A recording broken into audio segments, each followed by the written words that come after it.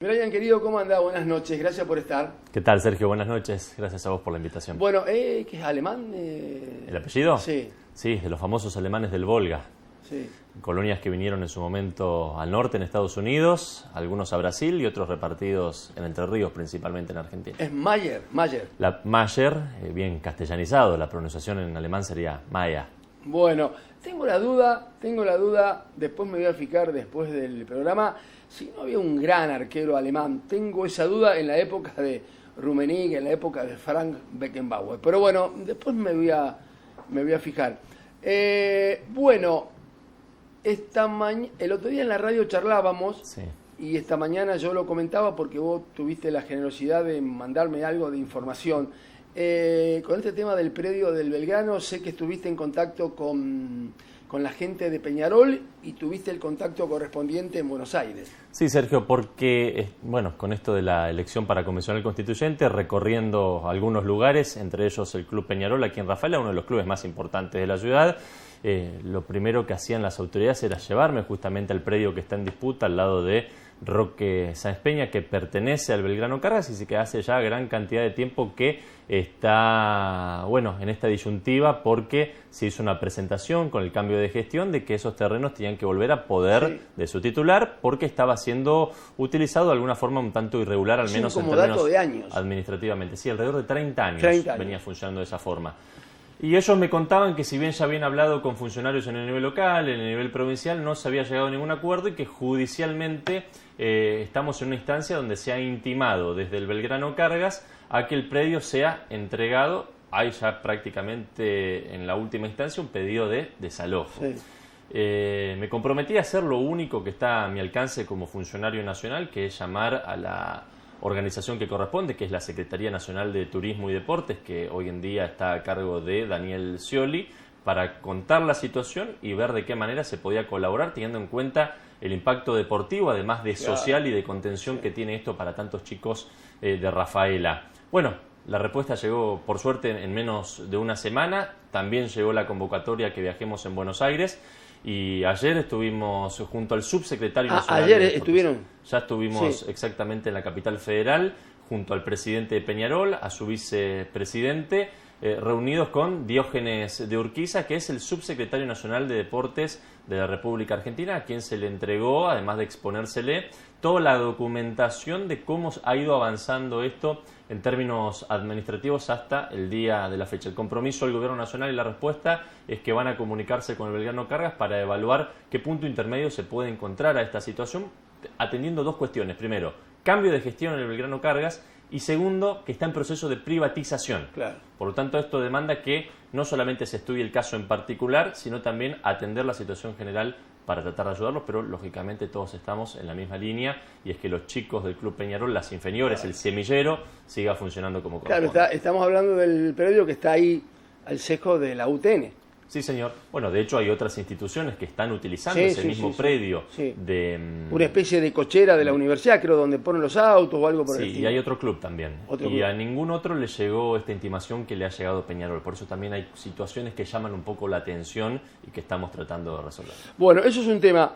3 veces fuiste a Ucrania. 3 veces Ucrania, una vez a Israel. A cubrir ahí cuando había... Bueno, ahora sigue, pero me parece que tiempo atrás era más peligroso, había bombas por todos lados, ¿no? Está igual que siempre, Sergio. ¿Está igual que siempre? Lo que pasa, lamentablemente, es que poco a poco va corriéndose de la escena la situación en Ucrania y en Israel, pero Ucrania está en uno de los peores momentos en cuanto a los ataques que recibe principalmente su capital, pero también en toda la línea del frente. ¿Cómo?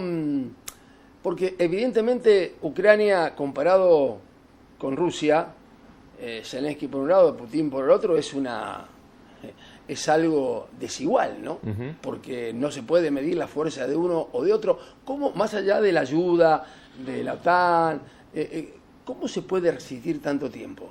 Gracias al apoyo de la comunidad internacional, Sergio. La verdad es que por eso también está en jaque Ucrania ahora, cuando Donald Trump propone un giro en la escena de la geopolítica, justamente diciendo que la Unión Europea, la OTAN, se hagan cargo de la guerra que está ocurriendo en Europa y que ellos no tienen nada que hacer ahí más que tratar de contribuir a llegar a la paz. Acá hubo un combo perfecto para que Ucrania pueda sostenerse. Primero, la voluntad de sus gentes, que en ningún momento se rindieron. Segundo, la voluntad política de Zelensky, que en ningún momento, como en casos anteriores otros presidentes ucranianos en situaciones mucho menos complejas, renunciaron, agarraron las valijas y se fueron. Y por otra parte, justamente el apoyo internacional de Europa y especialmente de Estados Unidos. Bueno, es un tema, creo que tiene que ver mucho lo económico, porque alguien me explicaba el otro día, o charlábamos con vos, el tema energético, ¿no? Que le interesa a Rusia, y el tema de Europa le interesa todo lo que da Ucrania.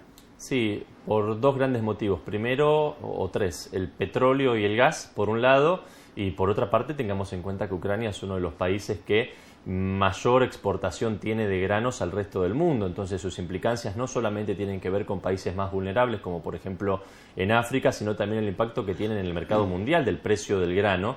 Y eso impacta no solamente a Europa, no solamente a Estados Unidos, no solamente a Rusia, sino también a todo el mundo. ¿Cómo es económicamente Ucrania? ¿Es un país fuerte? Porque uno está tan lejos, bueno, si no hubiera sido por la guerra, uno es como que pasa de costado, ¿no? No nos olvidemos, Sergio, que Ucrania es un país que existe soberanamente de esta manera, con los límites internacionales que hoy reconocemos, a partir de 1991, cuando se disolvió la Unión Soviética, como pasó con otra gran cantidad de países.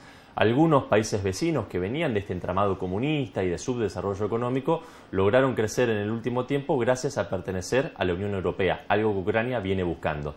Entonces, las 3 veces cada vez que cruzaba de Polonia hacia Ucrania para ingresar a ese país que está en guerra, la diferencia estructural, la diferencia económica, de plataformas de desarrollo, es abismal entre Polonia y Ucrania, si bien tienen un origen bastante parecido en lo político, en lo cultural, en lo social, porque Polonia ya lleva más de 15 años perteneciendo a la Unión Europea, con la inyección de estándares, pero también de economía en ese país, distinto a Ucrania, que viene intentando pertenecer a la Unión Europea y también a la OTAN, uno de los disparadores de esta invasión militar. ¿Y por qué no le permiten entrar a la Unión Europea con lo que Rusia está en contra? Porque tiene que cumplir una serie de estándares institucionales, por ejemplo, de lucha contra la corrupción, que Ucrania viene sufriendo desde hace muchísimo tiempo, y además porque tanto en la Unión Europea como en la OTAN no se acepta el ingreso formal de ningún país que esté en estado de guerra al momento de su ingreso. Por lo tanto, por más que se avancen los estándares, por más que las negociaciones avancen, Ucrania nunca va a ser miembro de la Unión Europea ni de la OTAN si se mantiene la intención de ambas partes, en tanto y en cuanto sigan en estado de guerra con Rusia. Bueno, estuviste también en Israel. ¿Cómo vivís esto de Israel, Hamás, la tregua, ahora Israel bombardeando Hamás otra vez? Una incógnita que va a pasar con los rehenes, Donald Trump que también metió ahí, digamos, diciendo, bueno, basta. Es un entramado totalmente distinto. Israel se planta frente al terrorismo de una manera totalmente distinta de la que quiere y de la que puede hacerlo Ucrania frente a Rusia. Uno está en Ucrania y sabe que cuando suenan las sirenas lo toma con cierta relatividad porque el sistema es bastante endeble, entonces muchas veces apenas despega un avión en Rusia ya están sonando todas las sirenas en Ucrania. En Israel el sistema de alertas y de sirenas prácticamente está dividida por zonas o por barrios, Sergio. Entonces la precisión es exacta y uno sabe que, por ejemplo, en Tel Aviv, desde el momento que se activa la sirena hasta que uno escucha la detonación del del artefacto lanzado, ya sea porque hizo impacto o porque fue abatido por la cúpula de hierro, va a pasar el tiempo establecido. Por ejemplo, 1 minuto 10, 1 minuto 20 en el caso del centro de Tel Aviv. Para ir a... Es muy preciso, sí. Uno sabe que desde que suena la sirena tiene 1 minuto para entrar al refugio. ¿Y hay refugios en todos lados? Sí, de hecho pasa algo que es para nosotros culturalmente y desde términos de seguridad difícil de dimensionar o de aplicar incluso en Argentina. Cualquier edificio en Israel, cualquier casa, la mayoría ya tiene sus refugios hechos, pero cualquier puerta de acceso a cualquier edificio va a estar permanentemente abierto para que cualquier persona que esté paseando, trabajando, corriendo o haciendo lo que sea en plena ciudad o en otra ciudad que no sea la suya, si lo agarra una alerta, un ataque aéreo, puede ingresar sin ningún tipo de problema. ¿Y están individualizados? Lo que pasa, sí, pero lo que pasa es que normalmente están en el mismo lugar, a la entrada, abajo. Claro. Es como si fuera un sótano. Entonces uno sabe que en cualquier lugar donde esté, abre la puerta de acceso, va para abajo y está en el refugio. ¿Y cuánto tiempo te tenés que quedar ahí? ¿Hay algún aviso después? Sí. No.